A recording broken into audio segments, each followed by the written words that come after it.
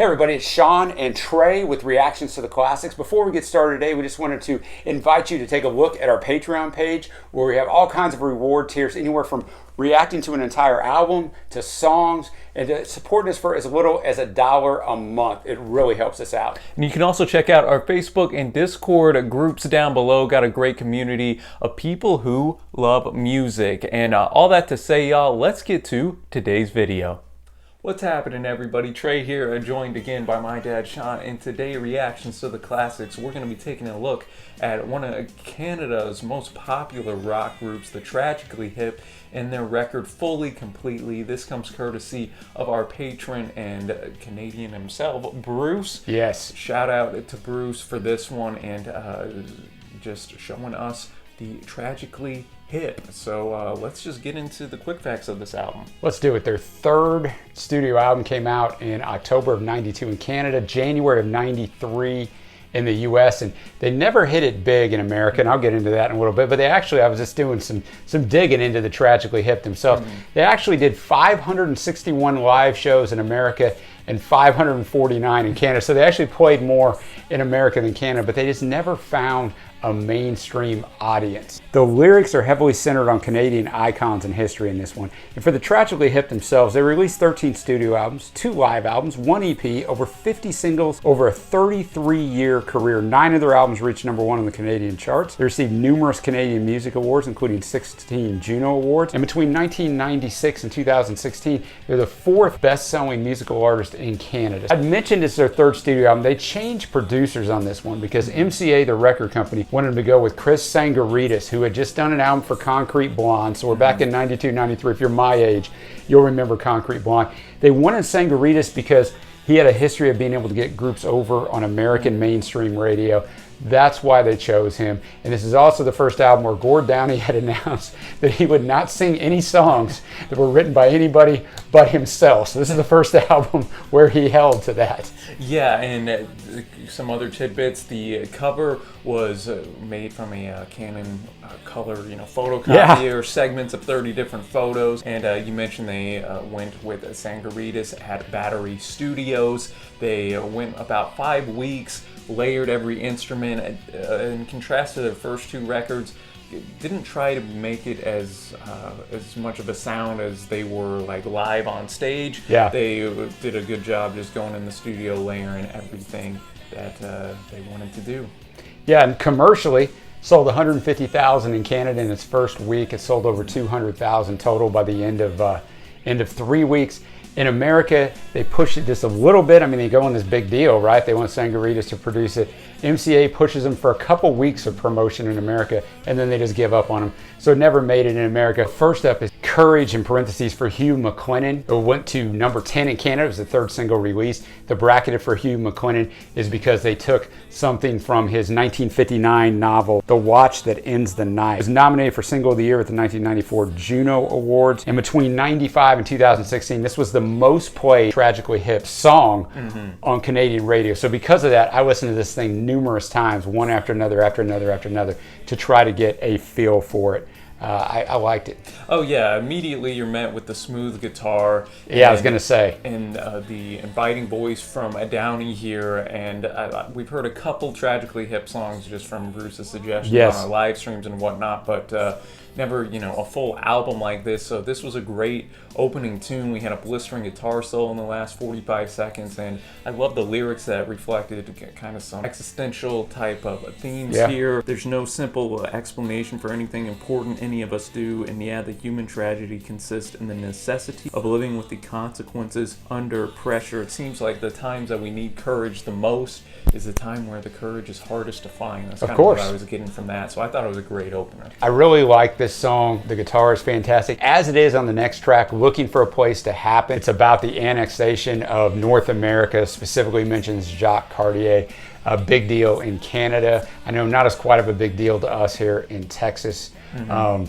but I really love Gord's voice on this and on every track. He reminds me a lot of Michael Stipe and REM. Has a lot of that sound, but so does a lot of stuff from this time period. Yeah, and I enjoyed the perspective on here. There was a verse from the Native Americans as well as from the Jacques Cartier perspective in there. The Native Americans look at him and they're not really impressed with his dress and all that he's doing. Yeah, that was funny, man. So I thought it just was something else that gave the listener to chew on, and obviously something we can relate to even in America, since we, our track record with the Native Americans is not stellar either. That's an understatement to say the least. But yes. So yeah, just another good song that had a unique perspective and theme on it. And that moves us to track number 3, At the 100th Meridian. This was the 4th single, reached number 18th in Canada. And the song is a reference to the 100th Meridian West, which is a line of longitude that separates much of Western Canada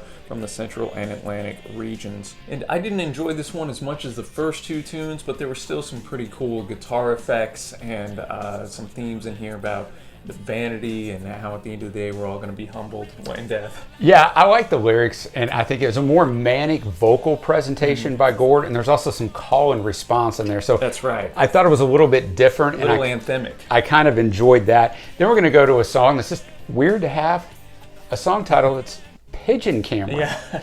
And Gord was at the Smithsonian, and he learned that pigeons were used for spying in World War II, so he wrote this song. Yeah, this honestly was one of my favorite. It was one of my favorites too. Great guitars, great drums. Even if it was a little bit lyrically sparse at times, we look at a historical type of event with the pigeons that would be used to spy back in the day, and he kind of notes that. And it's a unique subject matter, but they made it their own, and pretty energetic at times in here as well, so I enjoyed it. Speaking of energetic, the next track, the 5th track, Lionized, much more driving than what we've seen so far. In the opening lines, cold wind blowing over your private parts, I know a lack you've got, and it makes a strong case for art. And that kind of reflects what he says later, tableau vivant, which means living picture. So I thought, again, it was kind of a unique theme here. He was describing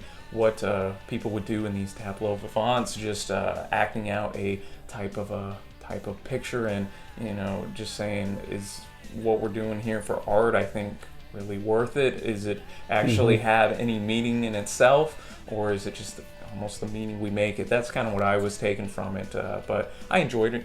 Yeah, I enjoyed it too. It's going to take us into the 6th track, actually the lead single, Locked in the Trunk of a Car. This one has a very heavy theme.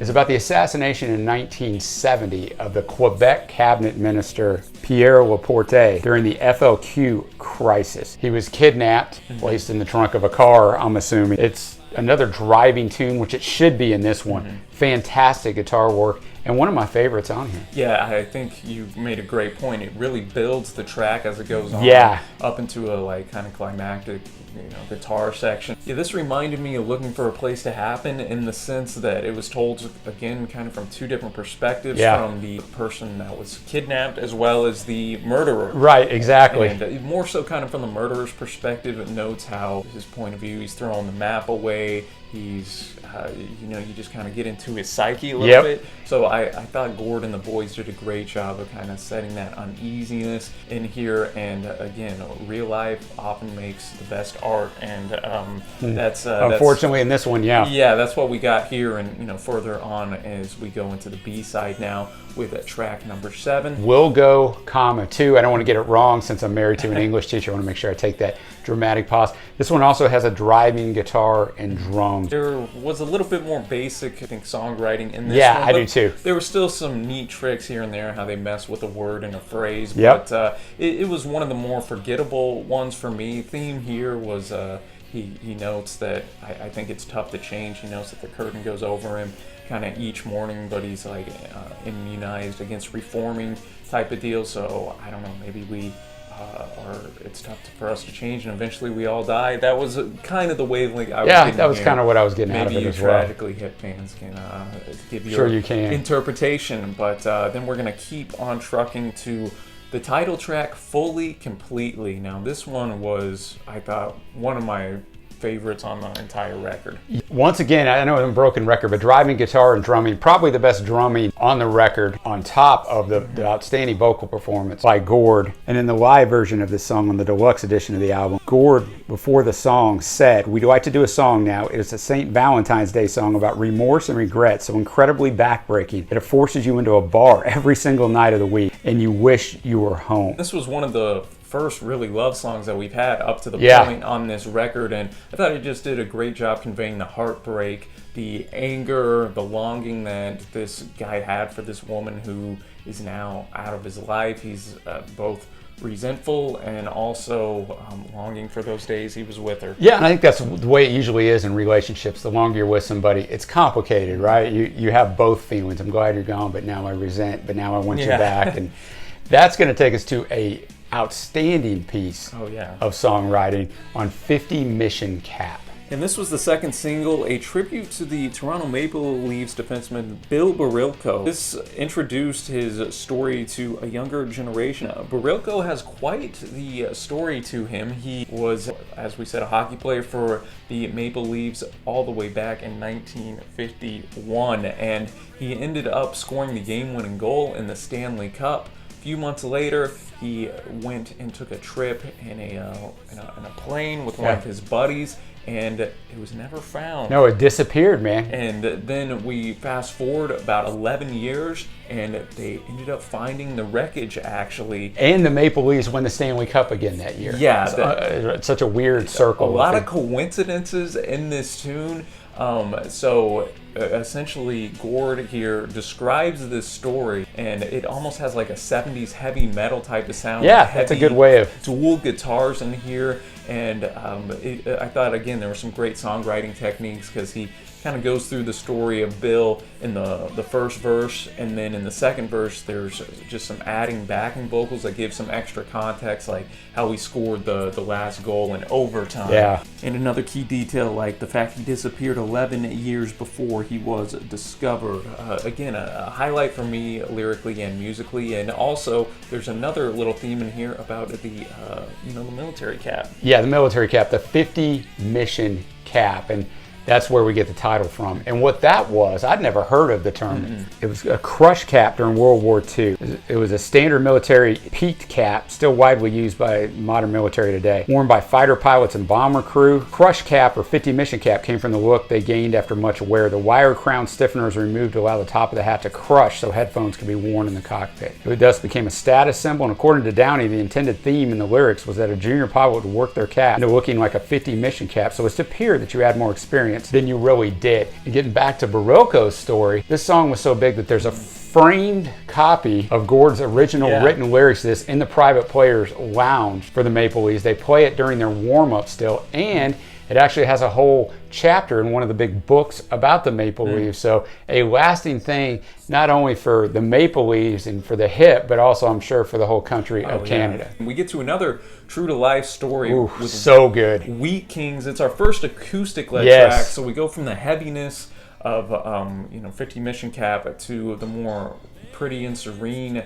like Wheat Kings, but the story is not pretty or serene. It's about a man who was wrongly convicted for the rape and murder of a woman. His name is David Milgaard, and unfortunately he was put into prison for over 20 years. 23 years, 8,355 days before he got out. And it's interesting because the song just details his story, because eventually he was let out with the advances in technology. I mean, this is kind of a big thing in documentaries now, where we go back and look at people look at that DNA and wrongly accused. And that's one of the things that Gord touching on this record. He notes that the hope that Milgaard must have had that, today wasn't that great, but maybe tomorrow will bring something new. Right. That was one of my favorite lines in there as well. And it's also interesting because Milgaard had opportunities to go on parole. He would have actually gotten out, but he stayed true to himself and,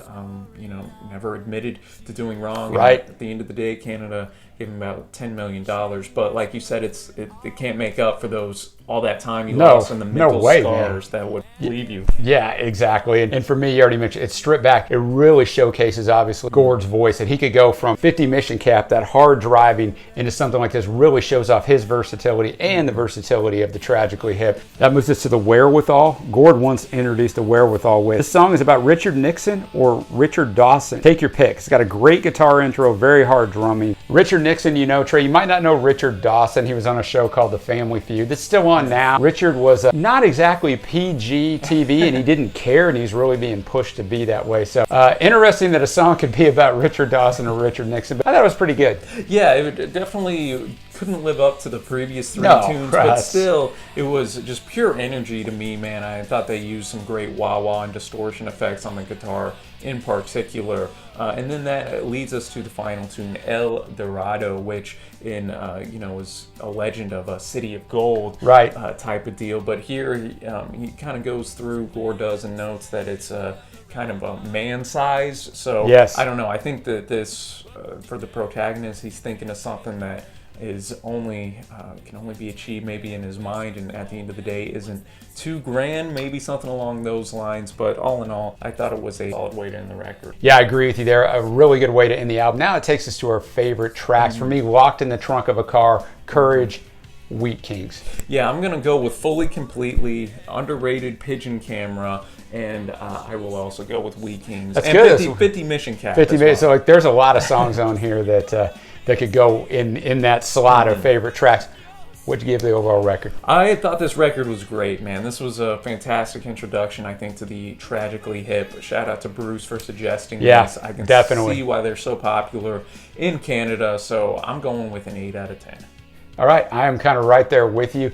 This is really the kind of music that I like. You know, it harkens me back to when I was much younger, Trey, about your age. Very good songwriting, very good instrumentation, very good vocals from Gord. So I'm going to be a little higher than you, 8.25. All right, man, and let us know what you think of Fully Completely in the comments section below. As always, Dad, appreciate the research. That's fun, man. Shout out to our man Bruce as well. Give him some love in the comments. And if you enjoyed this video, be sure to give it a big thumbs up, as well as hit that big red subscribe button. We upload every single day, so there will be something for everybody. And until next time, y'all, thank you so much for watching. Happy listening, and we will see you.